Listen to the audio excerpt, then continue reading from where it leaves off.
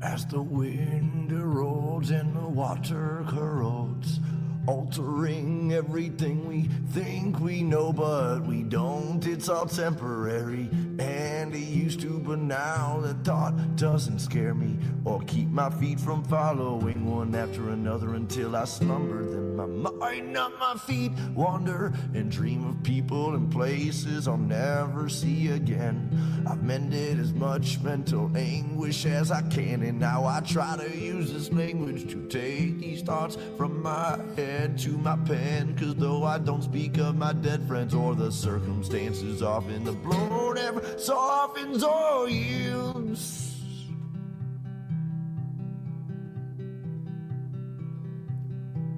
I'm in a desolate field, lonesome stargazing, night blazing, chasing traces of remembrance and reverence of relevant friends and acquaintances, and faceless and nameless names and faces. And while my mind is racing through these photo albums and quotations, all these people and places far from me, for only land and stars I see when I'm outside of the mile-high city, which is not my city, for I was born 1,000 miles northeast of there, in the land of beer and lakes and pistol fire on MLK's birthday, where there is no minorities and segregation's mandatory. But that's a whole nother story altogether, and no matter the weather or hardships that any place brings, I'll still laugh when people shiver and say it's freezing, or say, hey, no, wait, I already had 18 mixed drinks, but I guess it's a Midwest thing, and I'm a mess from a dirty city and brought most of this filth I've gathered with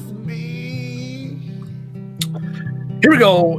Andy Weins Live, another week, another episode, another opportunity for us to come together and dive in to reshape the way we see the world using language.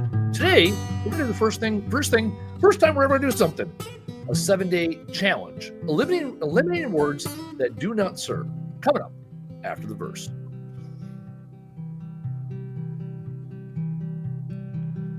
My work labors on as lovers sleep in each other's arms, remaining calm and collect. I begin my self-reflection process of redemption. Honestly, I don't know where this road leads, or if I'm even going. Could be rowing upstream, or worse, chasing my dreams to the peak, to finally be somebody doing something with what I have, rather than saying again and again that I can't and I won't anymore from this day forward. Cause Lord knows the past is set in stone, the present is yours to mold and to use for future uses. I know I'm a nuisance, I'm told, cause I'm neither young nor old, nor giant nor gnome. I don't sleep on these streets usually, though I've made thrones of my own. I don't sit well with idle hands, though don't know what to do when I'm home all alone. I'm a menace thrown from society, and as it lies to me, I'll smile silently as others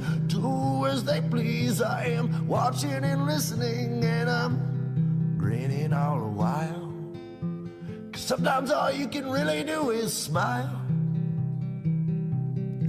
So as the work labors on, I'll keep on singing my songs, and this day's never done. We just keep on spinning around that sun. And well, through all these miles and trials, all I've learned to do is smile. Is to smile.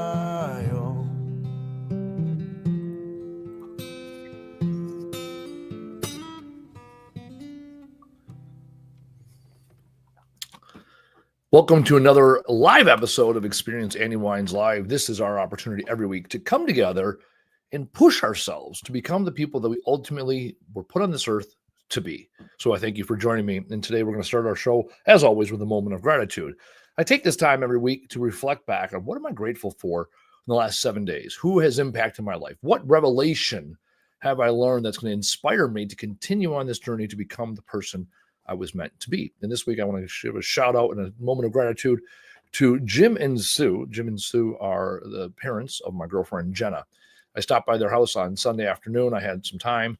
And I stopped by, thought it might be a short visit, ended up chatting for about 3 hours, really getting to know them. It was the first chance I've had to get to know them. And only the three of us, where my girlfriend wasn't there, my daughter wasn't there, my parents, other people weren't there. We just spent time hanging out as some yard work was being done, as the sun was setting. We spent time getting to know each other, and great conversation.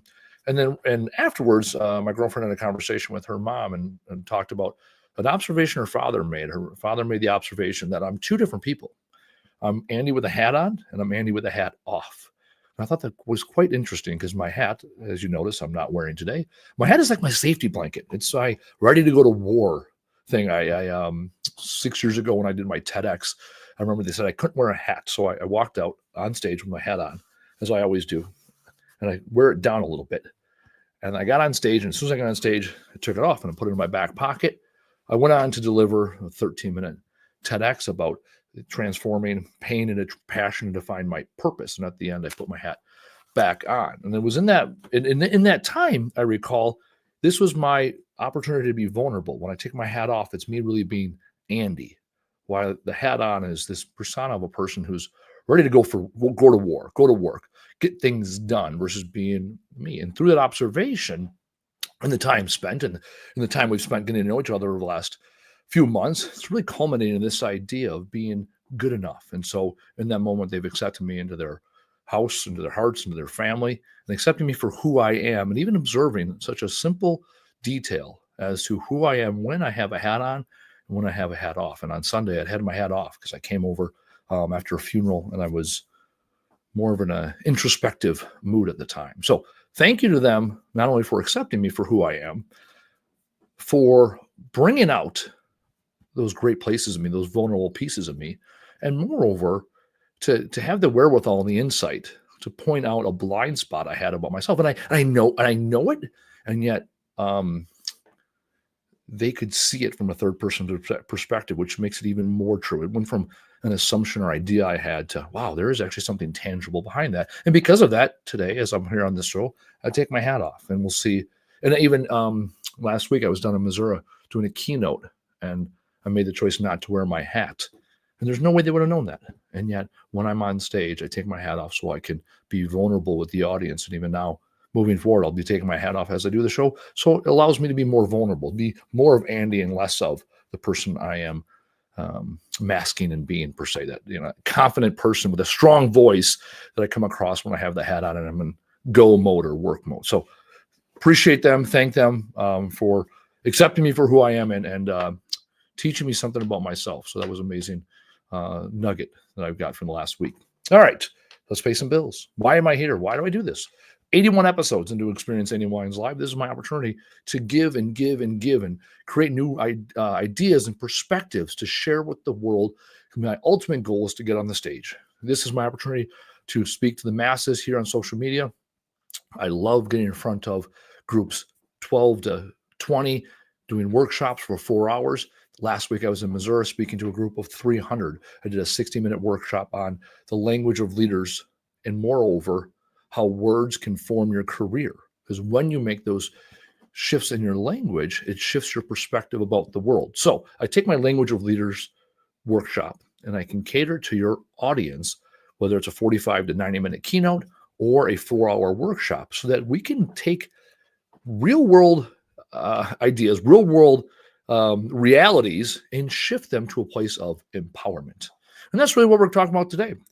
Today, I was digging into one of the pieces that I talk about often in my language, or in my keynotes, and in my books, is the shit words that do not serve. And I went out with a woman a couple of weeks ago who also does what I do, neurolinguistics programming. It's a fancy way of saying it.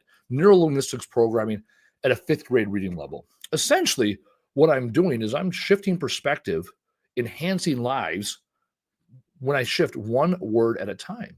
And someone may say, well, why does it matter? It's some people think it's when I'm talking about things, it's semantics, right? And really, it's a lot more than semantics. It's all about rewiring your brain. Back in 2021, Harvard Business Journal did a study where they had students go on stage for a 3-minute impromptu speech. Half of the students said to themselves, I am excited, before they got on stage. The other half said, I am anxious, before they got on stage. The students that said, I am excited, performed significantly better than the ones that said I was anxious. They were more confident. So from the audience's perspective, they performed better. From their own perspective, they felt more confident. because nervousness was ultimately the feeling that they had. And what neurolinguistics programming does is you pre-plant an idea in your head by saying, I'm excited, I'm anticipating a favorable outcome, versus I am anxious, I am anticipating an unfavorable outcome. And based on that, your brain, your body, ultimately the words that come out are impacted by that. And you're able to perform. So it's not about semantics. It's truly about rewiring your brain. I use the algebraic example when I do my keynotes. Right. And remember back in grade school or high school when you were in algebra, you had this big equation, right? And there's an equal sign in between. You did this side and that side, and exponents and multiplication and addition and subtraction, and you came up with an answer. And all too often, the answer was wrong. And the answer wasn't wrong because every step of the process was wrong. It was wrong because one step of the process was wrong. You multiplied instead of adding. You added before dividing, whatever you ended up doing. And yet, when you make that one shift, you get the right result. And it's no different than the words you use day in and day out within your brain and the ones you speak out to existence. Once you say it, it becomes real. When it's a thought is when you have the opportunity to then shape it. Stephen Covey, 7 Habits Highly Effective People, talks about how your thoughts ultimately reap your destiny. And your thoughts are governed by the words that you implant into each day. I also know from start, stop, continue methodology of change, between start, stop, and continue, stop has the greatest impact on the way we live our lives. When you talk to people about what are their challenges, if it's nutrition or they're wanting to lose weight, right? What's the thing that has the greatest impact? What they're eating. Stop eating the fried food. Put down the spoon, right? That has a greater impact than the amount of times you go to the gym. You want to get healthier, stop smoking cigarettes or vaping or doing whatever those practices are, and you'll increase your lung capacity, which allows you to exercise more. For me, stopping drinking was significant. I wanted to have a healthier lifestyle. I wanted to sleep better, and stopping drinking had a greater impact on my life than anything else I've done. And yet, stopping certain behaviors, comfortable behaviors, is the thing that's most challenging, complicated, difficult for some people. And yet, I would argue it's the simplest thing to do. When you stop a certain behavior, when you stop using certain language, you get the opportunity to creatively replace the language. In my book, I talk about the 13 words or phrases, shit words that do not serve. Something as simple as if versus when. If is ambiguous. It may or may not happen. It's like a maybe. While when is okay. It's clearly in front of me. It's clearly on my path. When I get there, this is what I'm going to do. I talk about when then language. I also talk about the word should. There's those people that should, could, no. I talk about should as in no should it on yourself. I should do this. It means nothing. It's passive. There's no commitment. There's no movement with should. So I do an exercise on stage, say should, could, can, will. And so we go from a should, which feels like an obligation, all the way to a will, which is a commitment. And so that's what the 7-day challenge is all about. When you find yourself using one of these busy words, either eliminate it entirely, like the word busy being a state of mind. There's no verb to busy. There's no action to busy. Someone can draw out or describe me what busy looks like in a verb, the verb of being busy, right? Either eliminate certain words in their entirety, which eliminates the whole sentence, which eliminates the entire excuse you're telling yourself, or replace the word with an honest adjustment. So as some people may know, DTFT, that's what I live by. I have it tattooed on my arm. Do the fucking thing. I talk about it at the end of every single episode because all too often people say, try. I'm trying to do that. I'm trying to do that or this or that. And yet it's everywhere in our pop culture. The greatest minds like Yoda know that try does not serve. Do or do not. There is no try. One of the reasons why that is my mantra, my battle cry for life, is because all too often I use this idea of I tried as an excuse for my lack of movement, my lack of momentum, my lack of decision, and followed by action because I was trying merely. Everything I stand here and talk to you about today are things that I have, in fact, struggled with at some point. Hell, I might even suffered from them at some point.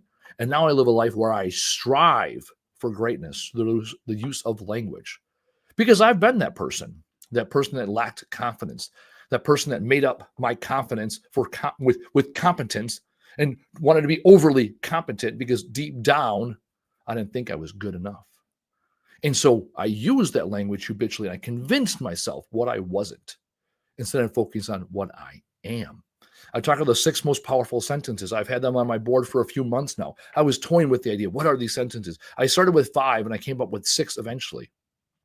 I am, I can, I feel. I know, I want, I will. When you replace limiting self-language with those 6 sentences, you will be more successful. I think is insignificant. I think is soft. People will not rally behind what you think is a good idea. They will rally behind your commitment to excellence. They will rally behind what you know. Maybes don't move mountains. This is your opportunity to replace these words. And when I talk about the 7-day challenge, it's really that simple. Over the next 7 days, from the day you're watching this episode, shift that language. I can't, I won't, I don't. What can you do? What will you do? What is it you do? Why are you on this earth? And I catch myself doing this all the time. Last week, like I said, I was in Missouri. I was on stage performing, talking to people about this exact thing, and I found myself doing it. I found myself using a comma but. I will use the default position of I don't know.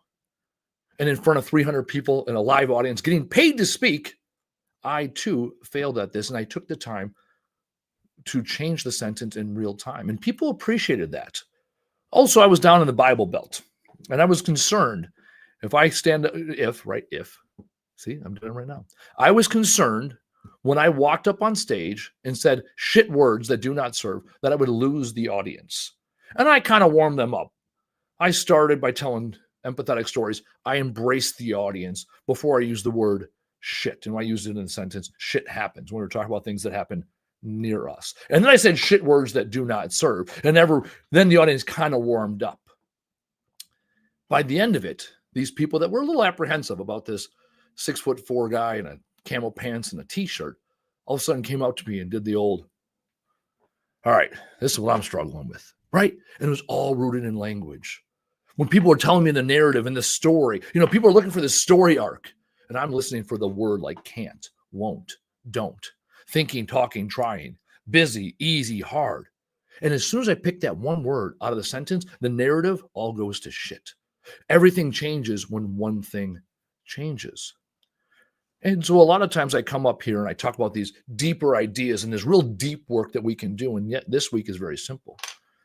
It's a simple challenge to you to use language that's empowering. It is clear. It is creative. It is confident. When you use language like that, you start reshaping the story you tell yourself someday. You no longer feed that wolf of hate and insecurity and anxiety. You start feeding the wolf of love, abundance, security, safety. And when you feed that wolf, you'll be like those students at Harvard that stood up on the stage doing something like public speaking, one of the most fearful things that we do as Americans. And you'll perform better for yourself and everybody around you. Again, it comes down to that one word. My why in this world is to change the world one word at a time. You have the opportunity this week to change one word, to change your world. Take on the challenge this week. Do the fucking thing. Tell the fucking world. Get out there. Tell people who you are and what you're doing. Have them rally behind what you're doing. And most importantly, show the fuck up for yourself this week. When you find yourself using that limiting language, take the time to stop and reset regardless of who is watching.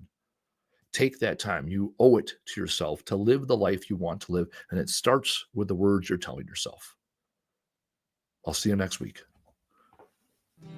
Through all these miles and trials, all I've learned to do is smile.